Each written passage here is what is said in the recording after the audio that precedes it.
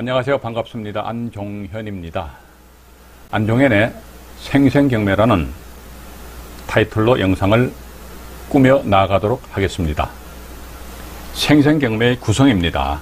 제1장 법원경매 접근 방법, 제2장 경매 절차, 제3장 권리분석, 제4장 경매 사례 연습으로 되어 있습니다. 참고로 생생경매 교재는 제가 운영하고 있는 네이버 카페 건강한 부자 클럽에 공개해 놓았습니다. 생생경매는 경매에 처음 입문하시는 분이나 탄탄한 경매 지식을 쌓고자 하시는 분들에게 도움되실 것입니다. 오늘 영상은 제1장 법원 경매 접근 방법 중에서 경매 대상물 확인입니다. 아직 구독과 좋아요, 알람 설정을 누르지 않으신 분이 계시다면 눌러주시면 저에게는 큰 힘이 될 것입니다. 오늘 영상을 끝까지 지켜봐 주시면 대단히 감사하겠습니다. 생생경매 영상을 시작하도록 하겠습니다. 네, 1장 법원 경매 접근 방법입니다. 화면에 나와 있습니다만은 1번 법원 경매란 이런 내용은 상투적인 것이다. 저는 그렇게 보고 있습니다. 우리가 경매 공부를 하는 목적은 돈을 벌기 위함인 것이지 석사나 박사 논문을 쓰기 위한 것은 아니거든요. 그럼 법원 경매가 뭐니? 라고 여러분들이 저한테 질문을 하시면 저는 아주 간단하게 말씀드릴 겁니다. 돈 빌려간 사람이 돈 안 갚으니까 돈 빌려준 사람이 열받아가지고 돈 빌려간 사람 부동산에 대해서 경매 신청하는 것이다. 그러니까 강제 집행하는 것이 법원 경매다. 이 정도만 좀 이해를 하시고 법원 경매 접근 방법이다. 그러니까 접근은 과연 우리는 1차적으로 어디를 통해서 접근할까요? 경매 정보지이지 않습니까? 그럼 우리는 경매 정보지를 탁 보는 순간에 몇 가지를 체크 내지 점검을 해야 될 그런 사항들이 있다는 것입니다. 그래서 1장에서는 경매 정보지에 의해서 일단 체크 내지 점검해야 될 사항을 말씀드리면서 이번 시간에는 경매 대상물입니다. 경매 대상물이 뭐냐? 화면에도 나와 있습니다만은 경매 대상물이 토지인 경우도 있죠. 그 다음에 건물인 경우도 있겠죠. 건물만. 토지만 경매 나오고 또 건물만 경매 나오고 또 이제 토지 및 건물이 같이 경매가 나오고 아니면 또 공유 지분이 경매가 나오고 또는 전세권 자체가 경매가 되는 그런 경우가 있습니다. 토지만 경매 나오고 건물만 경매 나온다 했을 때 일단은 이 법정지상권과 관련된 그런 내용이기 때문에 이번 시간에는 제가 법정지상권에 대해서 자세하게 말씀을 안 드릴까 합니다. 이 법정지상권에 대해서 말씀드릴 부분 가서는 제가 하나도 안 감추고 여러분들한테 다 오픈을 하겠습니다. 지금 법정지상권에 대한 그 강의 시간이 아니거든요. 따라서 우리는 경매정보지를 봅니다.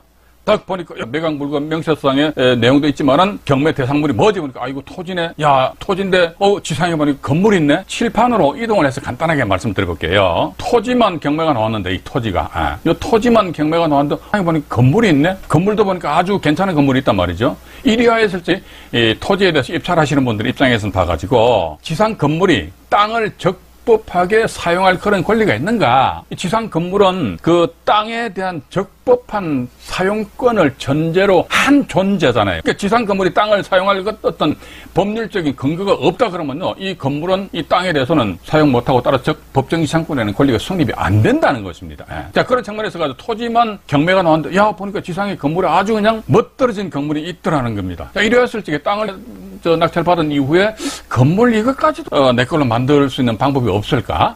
이런 쪽으로도 우리가 앞으로 이제 연구를 좀 많이 하셔야 되지 않을까 하는 그런 생각을 가지게 됩니다. 법정지상권과 관련된 내용이기 때문에 나중에 관련 부분 가서 자세하게 조곤조곤 말씀을 드리도록 하겠습니다. 자, 이제 일단 이번 시간에는 말이죠.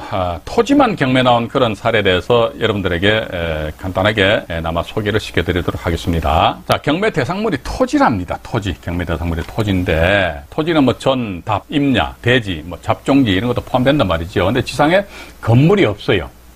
건물이 없다 이거죠. 건물이 없다 그러면 우리는 일단 경매 정보지를 보십니다. 그럼 매각 대상물이 뭐냐 이거지. 매각 대상물이 뭐냐 이게 땅만 판다. 근데 용도가 임야인데 면적이 몇 평이지? 한 200평 정도 되는 모양입니다. 그래서 이 물건 같은 경우는 1차 기일날 유찰되고 2차 기일날에 한 사람이 응찰하셔가지고 2,600만 원에 낙찰 받아가셨네요. 자, 그러다가 이게 보니까 보증금이 30%네요. 이게 뭔지 몰라도 야 이게 뭐지 해가지고 이거 보니까 이분이 낙찰 받았다가 대금 납부를 안 하셨네요. 그죠? 대금 납부를 안 하시다 보니까 유찰을 거치다가 근본에 아마 이 물건 낙찰 되었겠지요.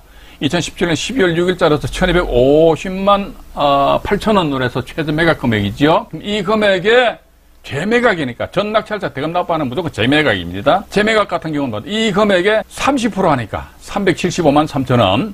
때로는 이 법원의 재량행위입니다. 재매각 같은 경우 입찰 보증 금액은요 20% 하는 데도 있어요. 재매각임에도 불구하고 입찰 보증 10% 하는 법원도 있습니다. 법원에 따라서 다 틀리기 때문에 여러분들이 입찰 들어가시는 물건이 재매각 재경매 사건이더라 이리하였을 적에는 이 법원에 있어서 입찰 보증 금액이 얼마인지 이것도 사전에 한번 여러분들 알아보시는 것도 좋지 않겠느냐 하는 그런 생각을 가지게 됩니다. 지상에 건물이 없는 경우라면은 일단 토지니까 토지에 대한 사용 가치입니다. 단지 우리가 싸다고 해가지고 막 입찰 들어가시면 안 돼요. 싼 게 비지떡이잖아요. 그죠?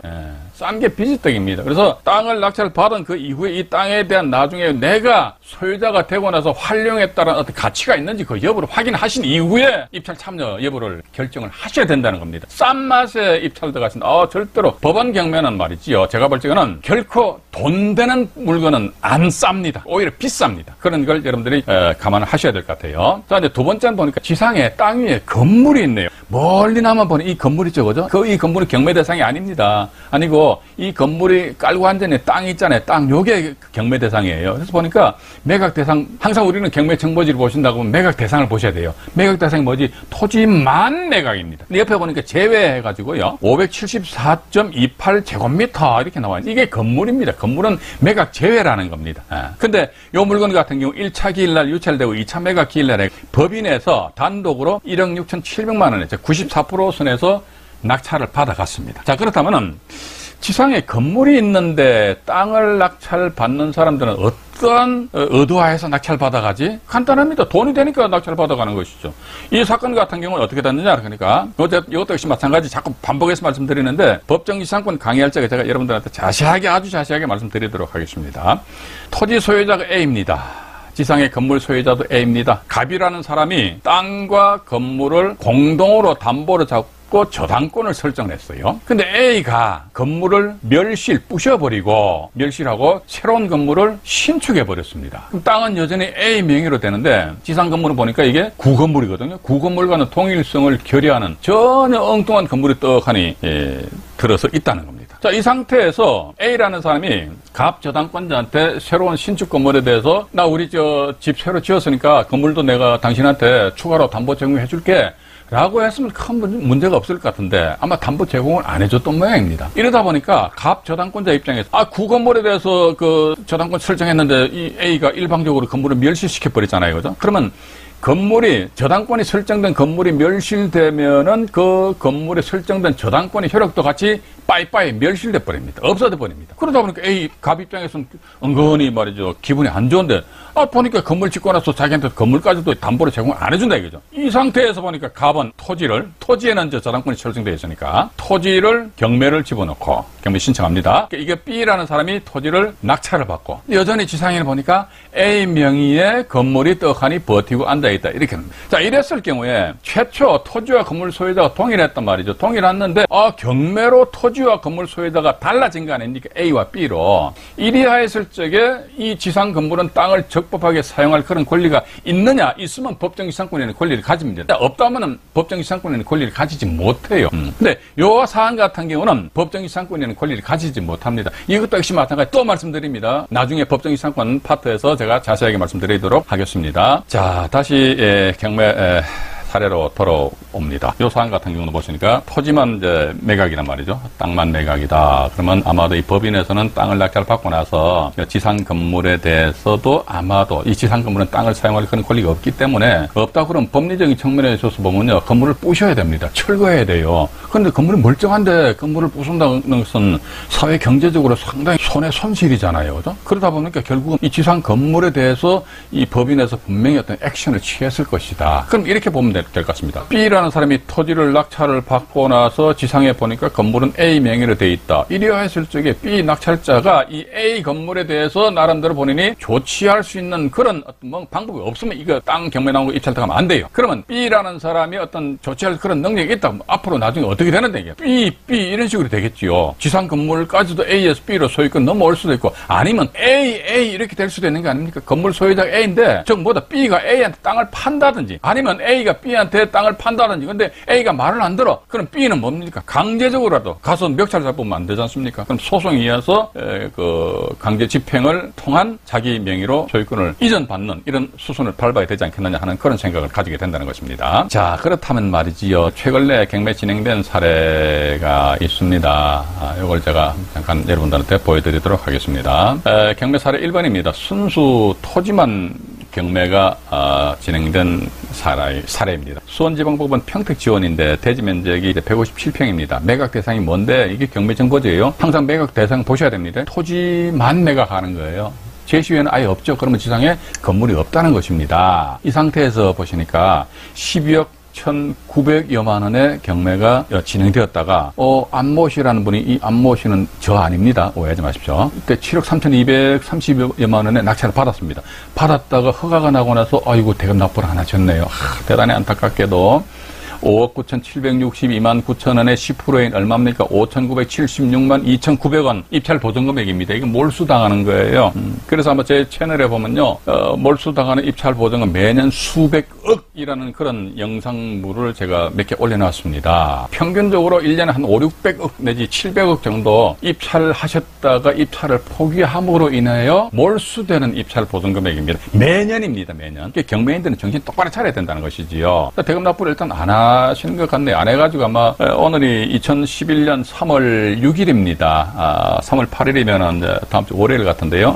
아직 경매가 진행 안 됐는데 이 날짜에 글쎄 낙찰이 될지는 한번 두고 봐야 될 것 같습니다. 근데 어쨌든 우리는 이렇게 보셔야 될 것 같습니다. 내가 이 날짜, 야, 이 물건 괜찮은데 들어가고자 하는데, 근데 안모시 이 사람이 왜 6천만 원이나 되는 참 말 그대로 피 같은 돈이지 않습니까? 이걸 왜 이 사람이 포기했을까? 포기한 이유가 뭘까? 분명히 포기한 이유는 이 물건 자체에 대한 어떤 문제가 있기 때문에 포기했지 않았겠느냐. 따라서 재경매가 진행된다 했을 적에는 정말로 전낙찰자가 입찰 보증금을 포기할 정도로의 어떤 물건의 하자가 있는지 그 유무에 대해서 반드시 여러분들은 조사 분석하셔야 돼요. 그냥 순풍순풍 들어가시면 안 된다니까요. 법원 경매 투자하면 막 일부 동영상 이런 데서 보니까 강의하시는 분들이 막 완전히 로또 보고 막 도깨비 방망이인 것처럼 그렇게 강의하시는 분들도 계시더라고요. 그거 여러분들 현혹되시면 절대로 안 됩니다. 법원 경매 투자는요 현실입니다. 내가 자칫 잘못하면 돈 까먹어요. 근데 제가 조금 전에 말씀 안 드렸습니까? 매년 수백억에 해당되는 입찰 보증금 몰수당한단 말이지요. 내가 그 주인공이 될 수도 있다는 거 아닙니까? 그렇기 때문에 내가 공부를 하셔야죠. 기본적인 공부를 하시라. 너무나도 학문적으로 접근하지 마시고요. 기본적으로 내가 최소한도 당하지 않을 정도 공부는 여러분들 하셔야 된다는 것입니다. 밑으로 내려가 보시니까 화면을 조금 키워서 보여드리겠습니다. 네, 키울게요. 이제 토지 이용계획에 보니까 일반 주거지역입니다. 일반 주거지역으로 이렇게 나와 있는데 대지 면적이 157평이거든요. 157평인데 본건에 있어서 사진을 잠깐 보시지요. 보면요. 사진은 뭐 그럴듯하지요. 여기 보시니까 이 땅이에요. 다음 로드뷰를 보여드릴게요. 이게 157평 정도 되는데, 그리고 또 여기 보시게 되면은 여기 4차선 도로입니다. 4차선 도로고 여기가 여기 표준지네요. 죄송합니다. 표준지역표로 해가지고 본건 부동산이 여기 있네요. 네. 여기 4차선입니다. 4차선이고 여기 2차선이에요. 2차선이니까 어떻게 보면 본건 토지인데 이 토지는 도로가 하나, 둘, 세 개 접한 것 같죠, 그죠? 그런데 요 앞에 보면 초록색으로 쭉 된 게 아니십니까? 여기에 뭐냐? 이게 완충녹지입니다. 완충녹지. 완충녹지 뭐냐? 한마디로 휴전선 그보시면 돼요. 이게 뭐냐? 이쪽에 보니까 공업단지가 있습니다. 공업단지가 있고 여기 보니까 주거단지가 있어요. 아파트 등. 주거단지가 있는데 이 둘 다 딱 붙으시면 안 되잖아요. 공단 쪽에서는 뭡니까? 공해나 재해 이런 게 많이 발생된다. 그거를 어느 정도 완충하기 위해서 중간에다 녹지 공간을 만들어 놓습니다. 여기에서 완충 녹지라고 그러거든요. 그럼 여기 보시게 되면 이게 전부 다 초록색으로 된 거 전부 다 완충 녹지입니다. 어떤 면에서 보면은 4차선 도로에 접해 있음에도 불구하고 이쪽으로는 통행 불가능하다는 겁니다. 그런데 본건 같은 경우는 어쨌든 도로가 두 개 쪽으로 이제 접해 있기 때문에, 그래서 요 건에 있어가지고 이건 이제 조금 더 사례를 보여드리기로 하고요. 요 건 관련해가지고 제가 다음 로드뷰를 여러분들한테 잠깐 보여드리도록 하겠습니다. 이게 제가 조금 전에 말씀드린 4차선 도로입니다. 4차선 도로거든요. 깔끔하죠? 아주 깔끔해요. 조금 이제 안으로 들어가 보니까 요게 완충 녹지예요. 요거 이게. 이쪽은 이제 건축 행위도 못해요. 길도 안 나요. 그러다 보니까 실질적으로 보면 요 4차선만 놓고 보게 되면 도로에 접해 있는데 완충 녹지 이것 때문에 이게 말 그대로 휴전선이라니까. 휴전선이니까 아무도 못 들어간단 말이지요. 맞잖아요. 그러다 보면은 여기에서 이제 뭐 땅 모양새는 뭐 그럴듯하게 괜찮아요. 괜찮은데 다시 로드뷰를 통해서 보시면요. 안으로 쭉 들어가 봅니다. 이 땅입니다. 이 땅이에요. 뭐 어디서 보면은 이 땅이라면 이 땅 거죠. 이 땅인데 일종 주거지역이에요. 일종 주거지역. 일종 주거지역이다 보니까 주변에 보면은 거의가 다 이 다세대 주택이 들어서 있어요. 자, 그렇다면 이 땅 같은 경우는 다세대 주택에서 건축업을 하시는 분들 입장에서 아마 눈독을 좀 들으셔야 되지 않을까. 그러니까 다세대 주택으로 지어가지고 분양을 함으로 인해서 수익을 창출할 수 있는 그런 땅이더라. 그런데 나는 건축의 건자도 몰라. 근데 야 코너에 있는 땅이네. 좋아. 입찰 들어갔다간 자칫 잘못하면 내가 낭패를 볼 여지가 없지 않아 있을 수 있다는 것을 말씀드리고 싶습니다. 자, 어쨌든 뭐 여건 같은 경우는 나대지상에 건물은 없는 그런 상황이더라. 그런데 두 번째는 보니까 토지상에 건물이 있고 토지만 경매가 됐습니다. 토지상에 건물이 있어요. 근데 땅만 경매된 거예요. 그래서 이 물건은 대구지방법원 포항지원 사건입니다. 매각 대상물 항상 보시죠, 이거죠. 매각 대상물 보니까 땅만 토지만 매각이 제외 나와 있네요. 3제곱미터입니다. 요 123입니다. 123제곱미터 이걸 잘 기억하시기 바라고요. 요건 같은 경우는 보니까 1차 기일 날인 2020년 12월 14일 날 두 사람이 응찰하셔가지고 5,315만 원에 104%에 낙찰이 되었습니다. 근데 멀리서 보니까 제시외 건물에서 이 건물이 있죠, 그죠? 요건 경매 대상이 아닙니다, 이거는. 이건 경매 대상이 아니라는 것이죠. 이미 이 사건 이제 배당이 이제 종결된 그런 사건이고요. 여기 보니까 본건 같은 경우는 이게 이 3종 주거지역입니다. 조금 전에 평택 물건 같은 게 1종 주거지역이란 말이죠. 이건 이제 3종 주거지역입니다. 이게 일반 주거지역 같은 경우는 1종, 2종, 3종 이렇게 나눠집니다. 근데 1종보다는 2종이 좋고요. 2종보다는 3종이 좋아요. 왜 그러냐? 그러니까 건폐율 용적률이 1종보다는 2종, 2종보다는 3종이 높기 때문이다. 일단 그렇게 여러분들 좀 이해를 하시면 되실 것 같습니다. 이게 이제 지상에 보니까 2층짜리 건물이 있는데 이 전체 면적이 아까 123이라고 그랬죠? 123제곱미터입니다. 123제곱미터인데 밑으로 잠깐 내려가 보겠습니다. 여기 구건축물관리대장입니다. 구건축물관리대장인데 보니까 면적이 몇 제곱미터입니까? 37.75제곱미터죠. 이 사건도 보면 역시 토지와 건물의 소유자가 동일했는데 토지 소유자인 A가 건물 멸실하고 새로운 건물을 신축했습니다. 이렇게 신축하다 보니까 A에서 옛날 건물과는 전혀 동일성을 결여하는 이런 새로운 건물. 옛날 건물 같은 경우는 1층이었습니다. 1층. 근데 지금 건물은 2층이잖아요. 2층 거죠. 동일성을 결여하는 새로운 건물이 들어섰고 이 상태에서 이 갑이라는 사람이 최초 땅과 건물을 담보로 잡았다가 갑이 토지를 경매를 신청하니까 B라는 사람이 낙찰을 받고 절차는 똑같아요. B가 낙찰을 받고 나서 그 다음에 지상 건물이 있다들. 건물은 A명인데 이때는 과연 어떻게 될 것인가. 답은 간단하죠. 나중에 A 이렇게 되거나 아니면 B 이런 식으로 이렇게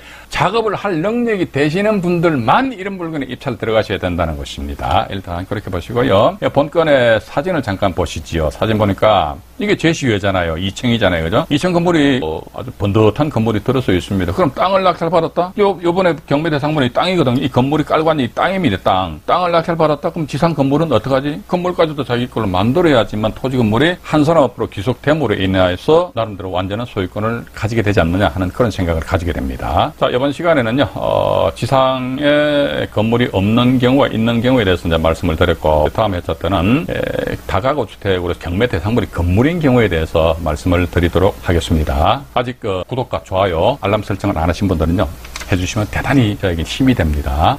방송 마치겠습니다. 네, 고맙습니다.